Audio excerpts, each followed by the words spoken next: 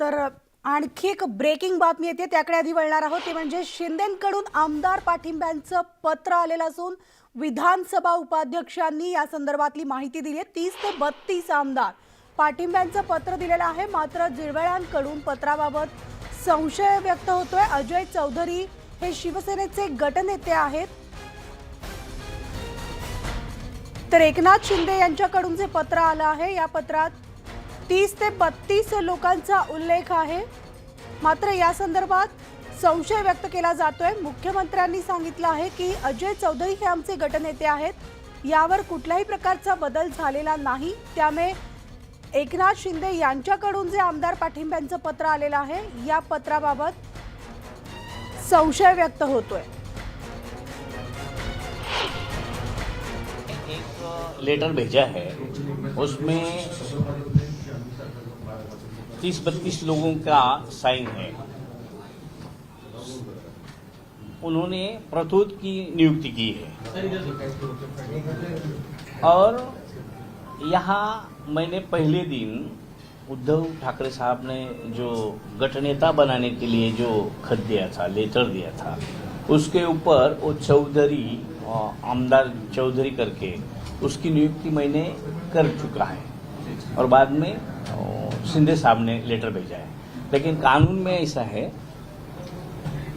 जब पक्ष प्रमुख बोलता है ये चेंज करना है, इसको लेना है, वो कर सकता है। बाकी जो है उन्होंने दिया है उसके ऊपर शिंदे साहब ने जो लेटर दिया है इसके ऊपर मैं थोड़ा अभ्यास करूँगा, क्योंकि वो एमएलए देशमुख बोल रहे हैं, टीवी पे आ रहे हैं।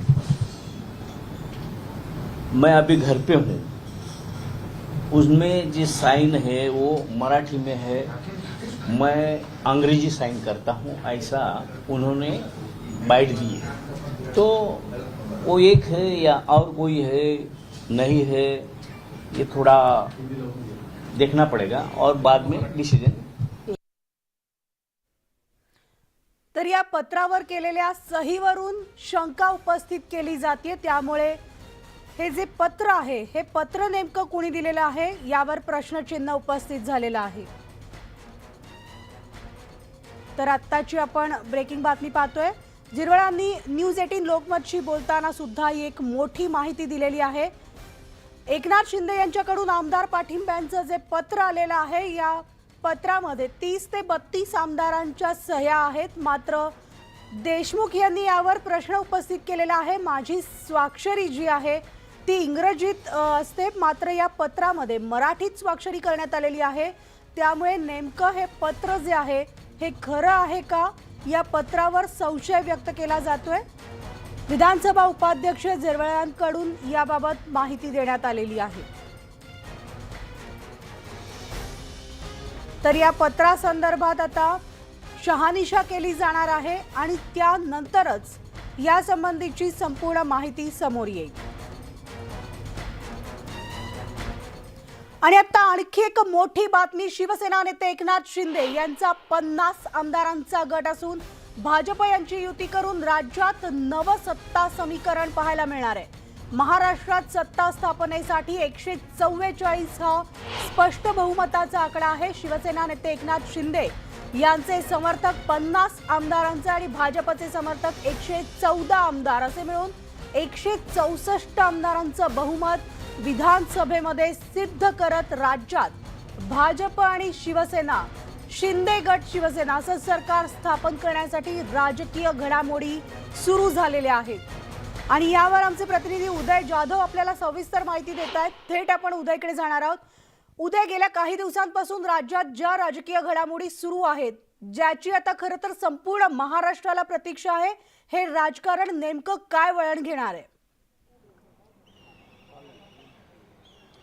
मनाली, जी वरिष्ठ सूत्रांनी माहिती दिली आहे त्यानुसार शिवसेना नेते एकनाथ शिंदे यांचा जो गट आहे त्यांच्याकडे 50 आमदारांचं पाठबळ असल्याचं एकनाथ शिंदे यांचं म्हणणं आहे। त्या 50 आमदारांसह भाजपचे एकूण 114 आमदार असे मिळून 164 आमदारांचा गट जो आहे सत्ता स्थापनेच्या तयारीमध्ये आहेत।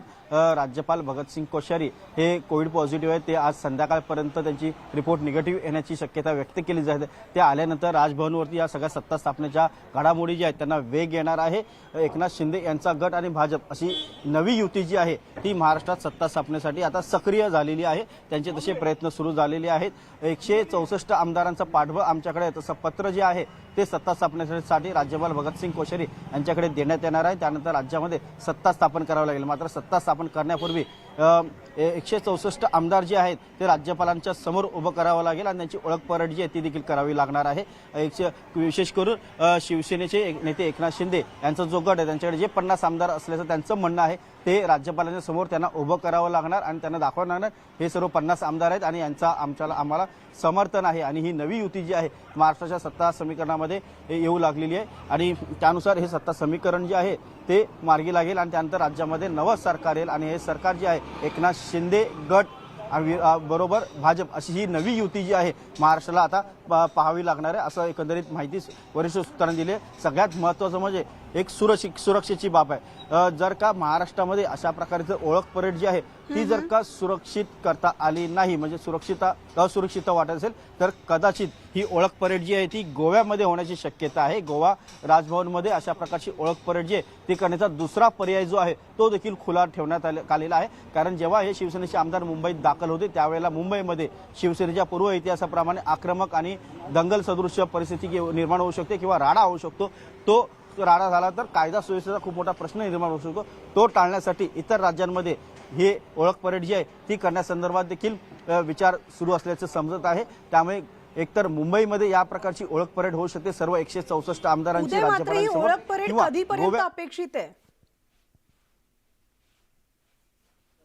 पुढील 1 ते 2 दिवसांमध्ये या संदर्भात खूप आक्रमक अशा वेगवान ज्या आहेत हालचाली सुरू झालेल्या आहेत। कारण सगळ्यांना एक ही होती की बाबा एकनाथ शिंदे यांच्यासोबत किती आमदार आहेत नेमके। आता त्यांच्याकडे ठोस आमदार जी आहे ती संख्या आलेली आहे असं त्यांचं म्हणणं आहे। जवळपास 48 आमदार जे आहेत ते त्यांच्याकडे आहेत, आणखीन 2 आमदार जे आहेत ते त्यांच्याकडे येतील असं त्यांचं म्हणणं आहे आणि 50च्या वरती आमदारांची संख्या एकनाथ शिंदे गटाला मिळण्याची शक्यता जी आहे एकनाथ शिंदे गटाकडनं व्यक्त केली जात आहे। ती जर सत्यात उतरली तर ते प्रत्यक्ष राज्यपालांसमोर त्या सर्व आमदारांना उभं करावं लागणार, त्यांची ओळख परेड करावी लागणार की या मतदारसंघातले हे आमदार आहेत आणि त्यांचा एकनाथ शिंदे गटाला पाठिंबा आहे आणि भाजप आणि एकनाथ शिंदे गट जो आहे त्यांची युती जी आहे त्यांना पूर्णपणे पाठिंबा आहे। असं सर्व 164 आमदारांची ओळख परेड जी आहे ती राज्यपालांच्या समोर नियमानुसार करावी लागते।